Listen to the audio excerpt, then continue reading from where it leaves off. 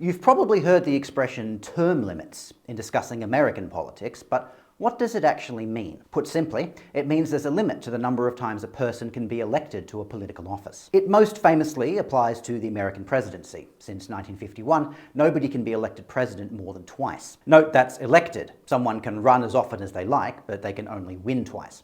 It also applies to most of the US state governors and even some of the state legislatures. Joe Biden is eligible to run again in 2024, but has decided not to, which hasn't happened in a while. America certainly didn't invent the idea. Ancient Greek and Roman politicians often had some form of term limits. By the time the US formally adopted them, term limits were actually pretty common around the world. Other presidents that can't be elected to unlimited terms include those of France, Ireland, Nigeria, and Indonesia. In some countries, like South Korea, Mexico, and the Philippines, the president only gets one term. Some countries, like Argentina and Brazil, also allow people to have more than 2 terms, but they have to take a break first to let someone else have a go.